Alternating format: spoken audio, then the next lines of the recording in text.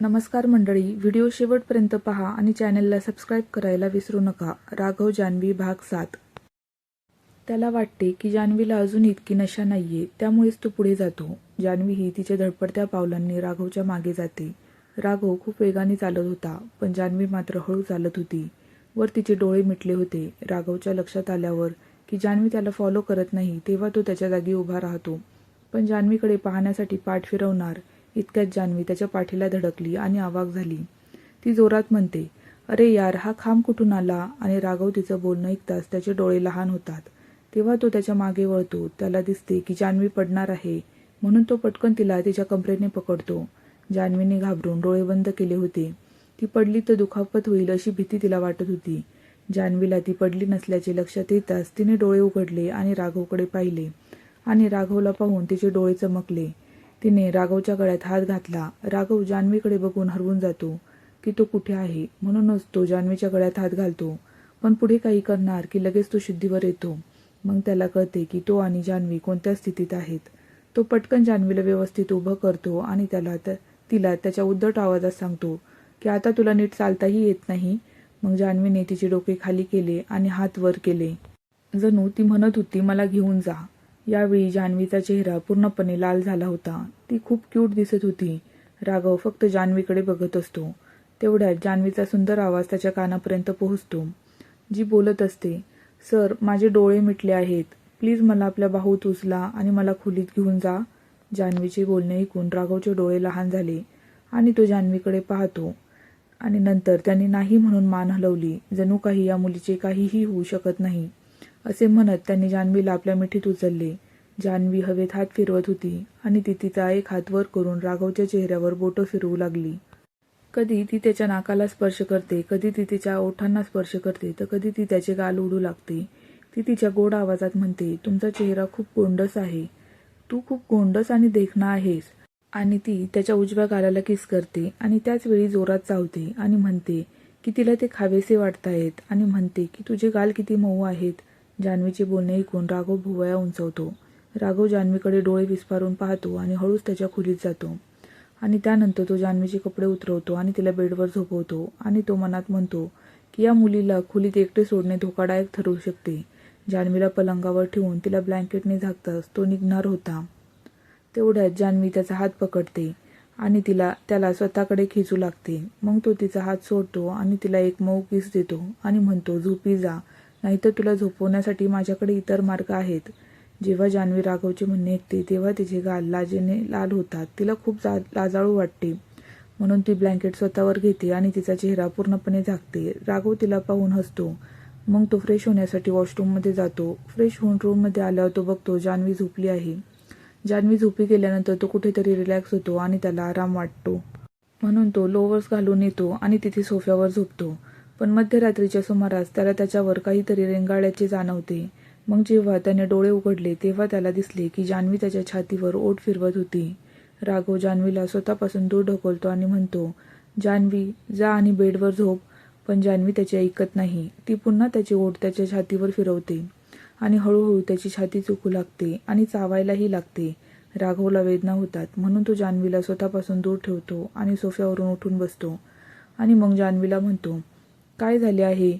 जान्हवीही तिच्या मादक आवाजात सांगते की मला खूप गरम वाटत आहे, मला तू हवा आहेस. राघवने ऐकताच त्यामुळे त्याचे डोळे लहान होतात. त्याला वाटते की जान्हवीला ड्रग केले गेले आहे. काय करावे राघवला समजत नाही. आजपर्यंत त्याने कितीही मुलींसोबत झोपले असले तरी त्यांच्या संमतीशिवाय त्याने कधीही कुणाला हात लावला नव्हता. त्यामुळे जान्हवीच्या नशेत असल्याचा फायदा त्याला घ्यायचा नव्हता.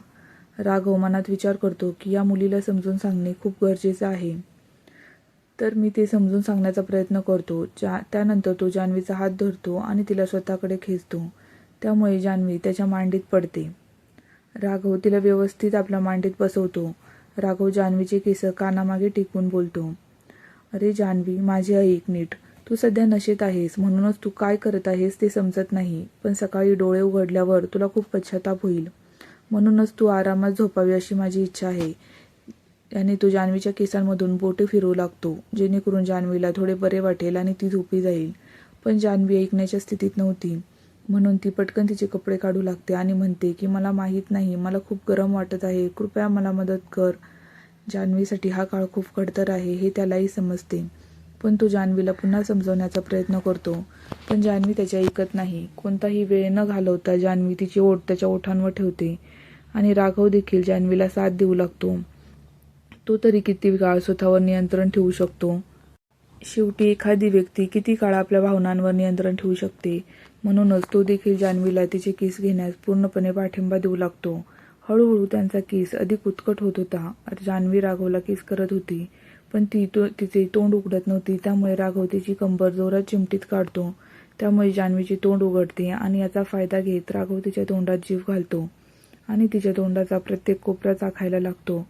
15 मिनिटांनंतर जेव्हा राघवला जान्हवीला श्वास घेता येत नसल्याचे कळते, तेव्हा राघव जान्हवीला सोडतो आणि तो जान्हवीच्या कपाळावर आपले कपाळ लावतो आणि मग जान्हवीच्या चेहऱ्याकडे लक्षपूर्वक पाहू लागतो. किसिंगमुळे जान्हवीचा चेहरा पूर्णपणे लाल झाला होता. राघव जान्हवीचा चेहरा हातात धरून बोलतो, आता ठीक आहे, आता तू आराम कर. पण जान्हवीला ते पटत नव्हते. ती राघवच्या बोलण्याशी सहमत नव्हती. ती पटकन राघवच्या शर्टची बटणे उघडू लागते. राघव तिचा हात धरून तिला थांबवण्याचा प्रयत्न करतो, पण जान्हवी त्याचे ऐकत नाही. म्हणूनच राघवही तिला साथ देतो, कारण राघवला माहीत असते की जान्हवीला ड्रग केले गेले आहे.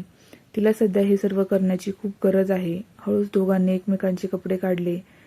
जान्हवी आता राघव समोर तिच्या अर्ध्या कपड्यांमध्ये होती, तर जान्हवीने राघवचा शर्ट काढला होता.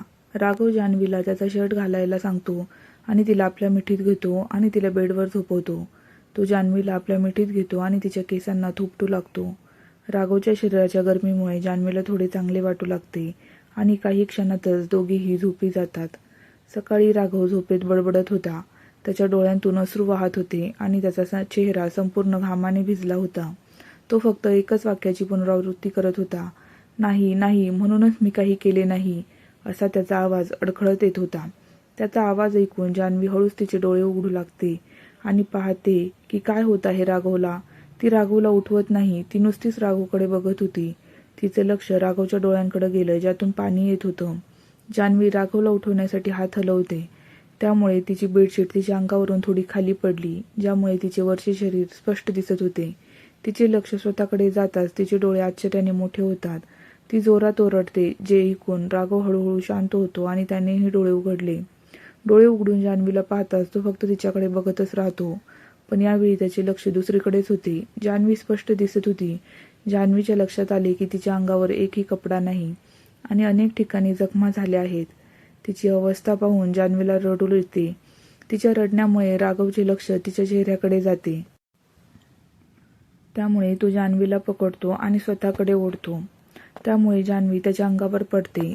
जेव्हा जान्हवी राघववर पडते तेव्हा ती रडायची थांबते, पण तिचं लक्ष राघवकडे जाताच ती जोरजोरात रडायला लागली आणि त्याच्या छातीवर हात आपटायला लागली. जान्हवी राघवला रडत म्हणते, का केलेस असे माझ्याशी? मी तुझे काय नुकसान केले? राघव शांतपणे तिच्या केसांना हात लावून म्हणतो, गप्प बस, मी काही केले नाही. मी फक्त तुला आराम वाटावा म्हणून असे केले आहे. मी केले नसते तर तू रात्रभर तडपत राहिली असतीस. आणि हो, मी काहीही केले नाही. ती तूच होतीस जी मला हे सगळं करायला पुन्हा पुन्हा भाग पाडत होती. मी तुला खूप समजावले आहे, पण तू माझे काहीही ऐकले नाहीस. जान्हवी राघवचे ऐकते तेव्हा ती राघवकडे बघू लागते. मग राघव जान्हवीला उचलून खाली ठेवतो आणि बोलतो, आधी कपडे घाल, मग बोलू. आणि मग तो त्याची ओठ तिच्या कानाजवळ नेतो आणि म्हणतो की तुझा आणखी काही करण्याचा इरादा आहे का? तर मला सांग, मी तयार आहे. असे म्हणून तो तिच्या कानाला किस करतो आणि कानात फुंक मारतो. त्यामुळे जान्हवीच्या अंगातून शिरशिरी वाहते. जान्हवी पटकन खाली पडलेले कपडे उचलते आणि ते घालते. राघव त्याचा शर्ट आणि लोअर घालतो आणि त्यानंतर जान्हवीकडे येतो. ती राघवजवळ उभी असते आणि तो राघवकडे पाहते. त्यामुळे राघव तिचा हात धरतो आणि तिला स्वतःकडे ओढतो. त्यामुळे जान्हवी थेट राघवच्या मांडीवर पडते. राघव तिला त्याच्या मांडीवर व्यवस्थित बसवतो आणि तिचे डोके त्याच्या छातीवर ठेवून तिला मिठी मारतो आणि तिच्या केसांना हाताने कुरवाळतो. दुसऱ्या हाताने तिची कंबर धरतो. जान्हवी ही तशीच बसून राहते, कारण तिला राघवच्या मिठीत खूप आराम मिळत होता. राघव जान्हवीला सांगतो की तुला ड्रग्ज दिले गेले होते, ज्यामुळे तुम्ही स्वतःवर नियंत्रण ठेवू शकत नाही. राघव तिला आठवण्याचा प्रयत्न करायला सांगतो. जेव्हा जान्हवीला समजले की काल रात्री तिला कोणीतरी ड्रग केले होते, ते सुद्धा जास्त ताकदीचे होते, पण तिने ते थोडेसे प्यायले होते, त्यामुळे तिच्यावर जितका परिणाम व्हायला हवा होता तितका झाला नाही. त्यामुळे ती वाचली, पण तरीही तिच्या मनात अनेक प्रश्न होते. पण ती कुणालाच विचारू शकत नव्हती, कारण आता तिला राघवचीही भीती वाटत होती. ती उठून राघवकडे पाहते, जो आधीच तिच्याकडे बघत होता. राघव जान्हवीच्या कपाळावर ओठ ठेवतो आणि तिच्या कपाळाला हलके स्पर्श करतो. त्यामुळे जान्हवीचे डोळे बंद होतात. राघव जान्हवीला फ्रेश होण्यासाठी आणि काही वेळ विश्रांती घेण्यास सांगतो.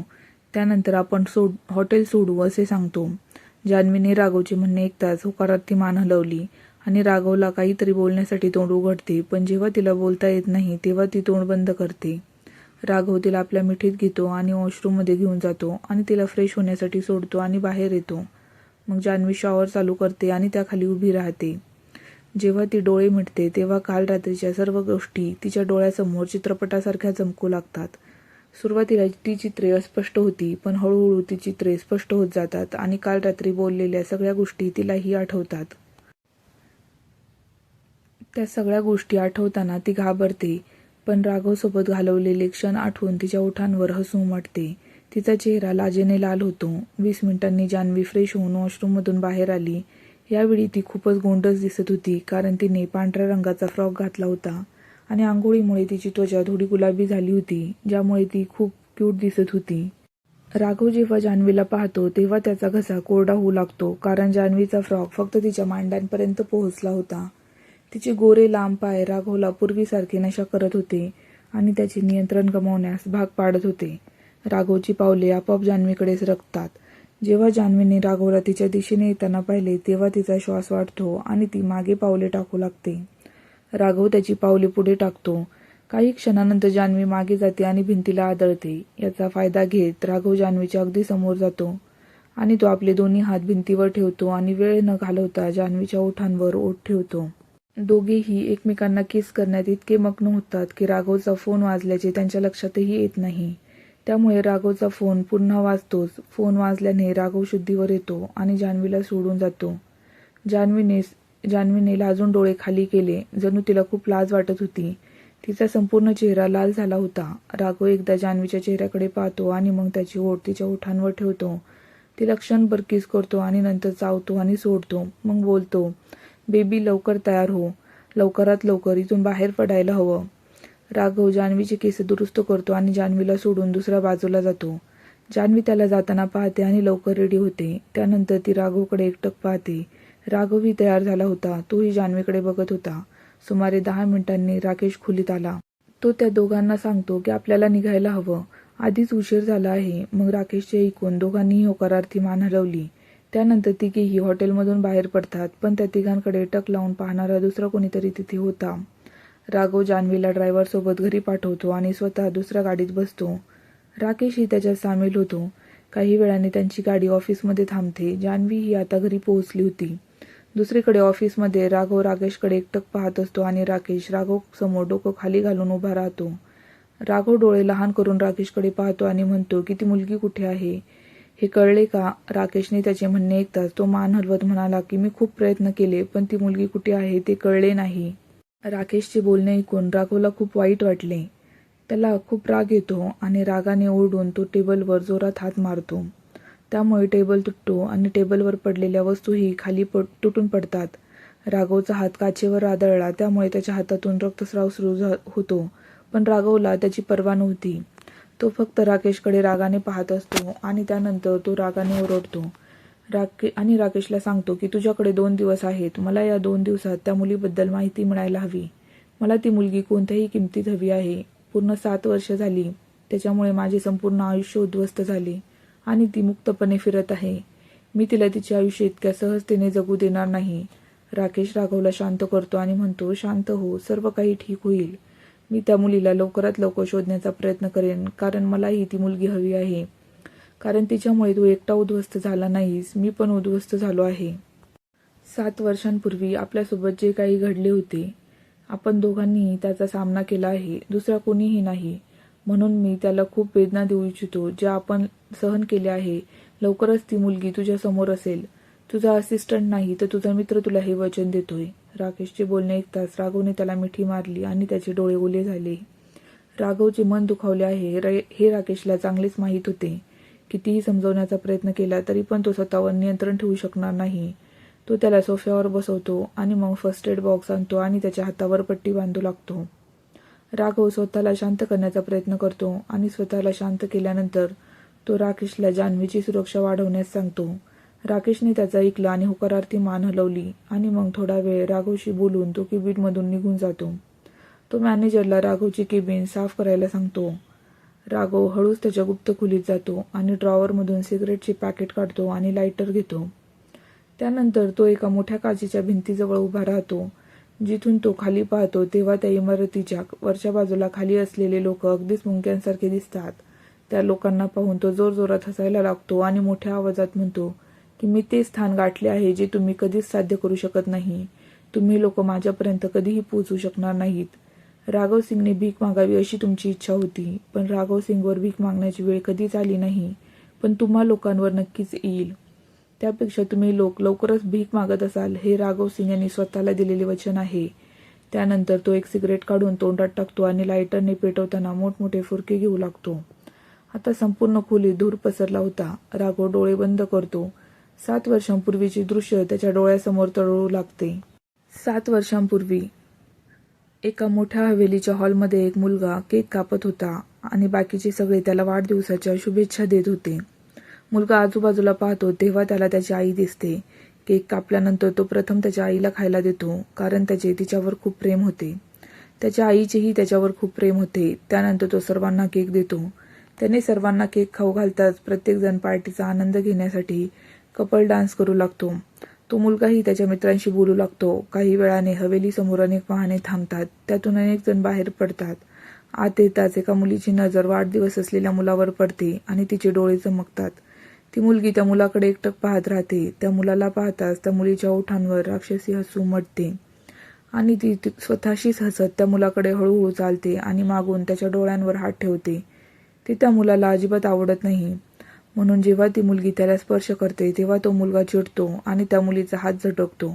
त्यामुळे ती मुलगी अडखळते आणि खाली पडते. मुलगा मागे वळतो आणि त्या मुलीकडे पाहतो आणि जोरात ओरडतो, सानिया, मी तुला किती वेळा सांगितले आहे माझ्यापासून दूर राहा. मी काय म्हणतोय ते तुला समजत नाही का? जेव्हा ती मुलगी त्या मुलाला पाहते तेव्हा ती फक्त त्याच्याकडे बघतच राहते. त्या मुलाला पाहताच त्या मुलीच्या ओठांवर राक्षसी हसू उमटते. मी काय म्हणतोय ते तुला समजत नाही का? मुलगा रागाने ओरडतो.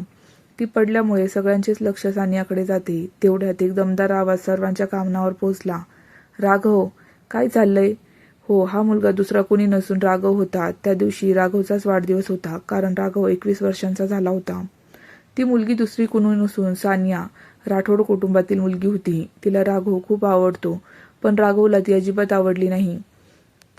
ती खूप बिघडलेली मुलगी होती. किंबहुना तिला तिच्या घरच्यांनी खूप बिघडून ठेवले होते, कारण प्रत्येकाची लाडकी असल्याने तिची प्रत्येक इच्छा तिने मागितल्यावर लगेच पूर्ण होत होती. तिने तिच्या आयुष्यात कधीही गरिबी पाहिली नव्हती, ज्यामुळे ती दिवसेंदिवस अजूनच बिघडत चालली होती. तिचे आई बाबा देखील तिच्यामुळे खूप वैतागले होते. पुढील भाग लवकरच. नमस्कार मंडळी, कथा आवडत असल्यास चॅनेलला सबस्क्राईब करा आणि बेल आयकॉन प्रेस करा, ज्यामुळे तुम्हाला पुढील भागाची नोटिफिकेशन मिळेल. धन्यवाद.